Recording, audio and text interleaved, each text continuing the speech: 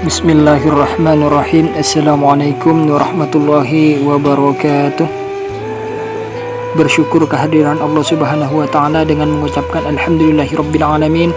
Bersolawat kepada junjungan Nabi kita, Nabi besar, Nabi agung Sayyiduna wa Maulana Muhammad. Allahumma sholli ala Sayyidina Muhammad wa ala ali Sayyidina Muhammad. Sahabat beriman yang dirahmati Allah Subhanahu wa taala, semoga kita semua selalu dikuatkan iman Islam kita, diampuni dosa-dosa kita, dan diwafatkan dalam keadaan husnul khotimah. Amin Allahumma amin. Sahabat beriman yang dirahmati Allah Subhanahu wa taala, kita semua sadar bahwasannya kelak kita akan mengalami kematian. Sisa hidup yang kita jalani sekarang ini hanyalah menunggu waktu, menunggu giliran nyawa kita akan dicabut oleh malaikat maut. Dan dari sinilah kehidupan yang sesungguhnya baru dimulai. Saat manusia meninggal, maka akan terputus semua amalannya kecuali 3 perkara ini, yakni sedekah jariah, ilmu yang bermanfaat, dan anak soleh yang mendoakannya. Hal ini sebagaimana yang pernah diriwayatkan oleh Abu Hurairah radhiyallahu anhu, bahwa Rasulullah shallallahu alaihi wasallam bersabda, apabila manusia meninggal amalannya terputus kecuali 3 hal ini: sedekah jariah, ilmu yang bermanfaat, dan anak soleh yang mendoakannya. Hadis riwayat An-Nasa'i dan Tirmidzi. Sebagaimana seorang muslim yang sadar akan pentingnya bekal amal di hari kiamat, tentu akan sangat berharap amal yang pernah kita kerjakan semasa hidup di dunia bisa menghantarkan menuju surga yang telah Allah sediakan. Tapi sebelum itu perlu kita ketahui terlebih dahulu tentang amal jariah. Amal jariah adalah amal yang akan terus mengalir meski pengamalnya telah meninggal dunia. Amalan tersebut bisa berupa amal kebaikan maupun amal keburukan. Ketika semasa hidupnya kita gemar melakukan sedekah jariah, maka pahala sedekah jariah tersebut terus mengalir meskipun kita telah meninggal dunia. Kita akan terus mendapatkan kucuran pahala selama harta atau tenaga yang kita sedekahkan masih dimanfaatkan atau membawa manfaat bagi kaum muslimin lainnya. Begitu juga dengan amal keburukan yang pernah kita kerjakan semasa hidup di dunia. Kita pun akan terus mendapatkan kucuran dosa meskipun kita telah meninggal dunia. Betapa menyedihkannya nasib seorang mukmin yang telah meninggal namun terjerumus ke dalam dosa jariah. Satu hal yang perlu kita ketahui adalah malaikat mencatat dari kehidupan kita, tak hanya aktivitas dan amalan yang kita kerjakan, namun juga dampak dan pengaruh dari aktivitas dan amalan kita. Dalam Quran surah Yasin ayat 12, Allah Subhanahu wa taala sudah berfirman, sesungguhnya kami menghidupkan orang-orang mati dan kami menulis apa yang telah mereka kerjakan dan berkas-berkas yang mereka tinggalkan, dan segala sesuatu kami kumpulkan dalam kitab induk yang nyata, Lauh Mahfuz. Dari ayat tersebut dapat kita simpulkan bahwa orang yang melakukan amal dan aktivitas yang baik, maka insya Allah Allah Subhanahu wa taala akan mencatat amal baik itu dan akan memberikan ganjaran dari apa yang diamalkan. Oleh karena itu, agama Islam mengajarkan umatnya untuk melakukan amal kebaikan, yang mana amal tersebut bisa memberikan pengaruh baik bagi masyarakat luas. Insya Allah dengan begitu kita akan mendapatkan pahala dari amal yang kita kerjakan sekaligus dampak baiknya. Begitu juga sebaliknya, apabila kita melakukan amal keburukan atau maksiat, maka kita pun akan menuai dosa. Ditambah lagi dengan dampak buruk yang akan kita dapatkan. Rasulullah Shallallahu alaihi wasallam selalu mengingatkan kepada umatnya agar berhati-hati jangan sampai kita terjebak dalam dosa jariah. Maksudnya adalah dosa yang akan terus mengikuti pelakunya meskipun pelakunya tersebut telah meninggal dunia. Na'udzubillah.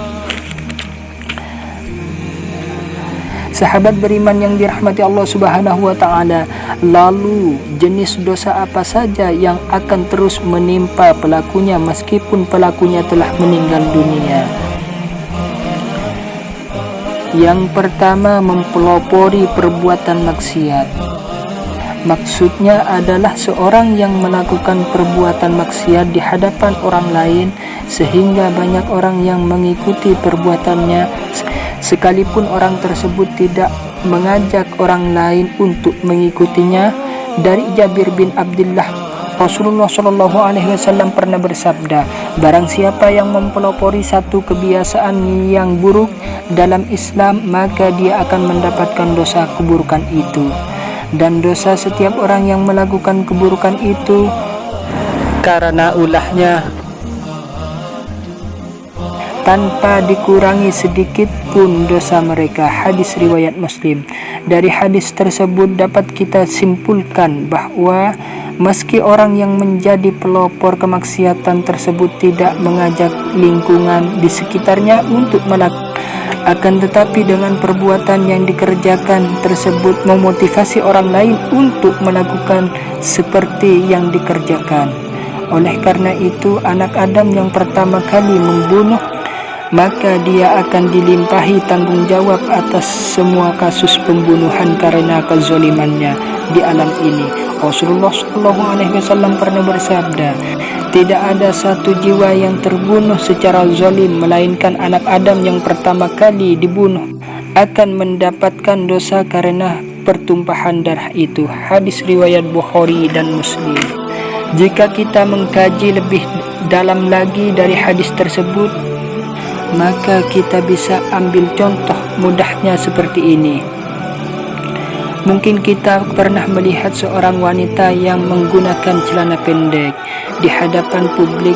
Saat ada wanita lain melihat hal tersebut, maka ia pun menirunya sehingga menjadi ramai dan tidak merasa risih lagi para wanita memakai celana pendek di hadapan publik. Padahal kita semua tahu celana pendek hanya boleh digunakan ketika berada di dalam rumah. Mungkin benar wanita yang pertama kali memakai celana pendek tersebut tidak mengajak orang lain secara terang-terangan, namun mengingat wanita tersebut menjadi pelopornya, kemudian banyak yang menirunya, maka ia pun mendapatkan kucuran dosa dari semua yang menirunya tanpa dikurangi sedikit pun. Sekalipun pelopor wanita yang menggunakan celana pendek tersebut sudah meninggal dunia. Yang kedua, mengajak melakukan kesesatan dan maksiat. Seorang yang menyeru atau mengajak pada perbuatan dosa, maka akan mendapatkan pula dosa dari para pengikutnya. Hal ini telah dijelaskan oleh Allah Subhanahu wa taala yang tertuang dalam Quran surat An-Nahl ayat 25. Mereka akan memikul dosa-dosanya dengan penuh pada hari kiamat, dan berikut pula dosa-dosanya orang yang mereka sesatkan yang tidak mengetahui sedikit pun bahwa mereka disesatkan.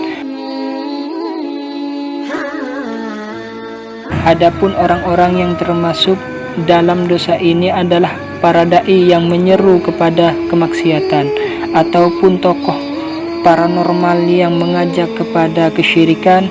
Orang-orang inilah yang akan terus mendapat. Termasuk juga dalam hal ini adalah orang yang menyuruh orang lain berbuat dosa meski ia sendiri tidak melakukannya. Akan tetapi orang tersebut mendapatkan dosa dari orang lain yang melakukan apa yang diperintahnya. Sepanjang masih ada manusia yang mengikutinya, menjalankan apa yang diperintahnya, selama itu pula orang tersebut akan turut mendapatkan limpahan dosa sekalipun jasad sudah terkubur di dalam tanah. Lalu apa yang harus kita lakukan jika ingin lepas dari dosa jariah tersebut?